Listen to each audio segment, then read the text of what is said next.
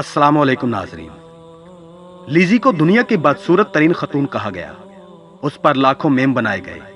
اس کو یہاں تک کہا گیا کہ اتنی بدصورتی کے ساتھ جینے سے اچھا ہے مر جاؤ، مگر اس نے ہمت نہ ہاری اور گریجویشن کے بعد 3 کتابیں لکھ کر لاکھوں حسن والوں کے منہ بند کر ڈالے، اور پھر وہ دنیا کی بہترین موٹیویشنل اسپیکر میں سے ایک بن گئی اور مایوس افراد کو جینے کا ڈھنگ سکھانے والی بن گئی۔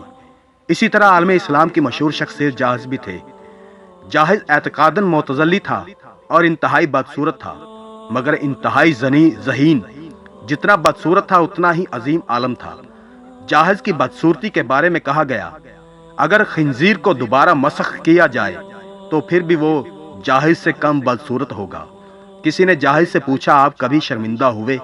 کہا، ہاں، ایک بار کوئی بوڑھی عورت میرے پاس آئی اور کہا، مجھے آپ سے کچھ کام ہے۔ میرے ساتھ آئیں۔ میں چلا گیا۔ وہ مجھے ایک سنار کے پاس لے گئی اور سنار کے سامنے مجھے کھڑا کر کے چلی گئی۔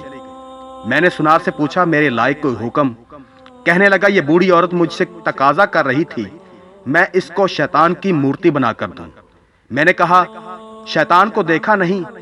تو وہ کہتی، میں لاتی ہوں، تم ویسی مورتی بنا دینا۔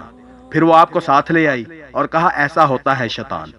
اس سب کے باوجود جاحظ علم کا پہاڑ تھا۔ علوم اسلامیہ میں جہاں بھی بلاغت کا ذکر آتا ہے، جاحظ ایک ستون کی طرح نظر آتا ہے، مگر اس نے اپنی بدصورتی کو حصول علم اور بڑا انسان بننے میں رکاوٹ نہیں ڈالنے دیا۔ 2 مثالیں آپ کے سامنے پیش کی ہیں، ایک لیزی کی، دوسری جاحظ کی، کہ اتنے بدصورت تھے کہ کوئی ان کو اپنے پاس بھی بیٹھنے نہ دیتا تھا، مگر انہوں نے ایسا کمال کیا کہ لوگ ان سے ملنے کے محتاج ہو گئے۔ آپ کیوں مایوس ہیں؟ ہمت کرے، حوصلہ کرے اور دنیا کو اپنی مرضی کے مطابق چلائیں، اور یوں کہاں کرے، ہم سے زمانہ خود ہے، زمانے سے ہم نہیں۔ اللہ تعالی ہمیں عمل کی توفیق عطا فرمائے۔ اللہم آمین۔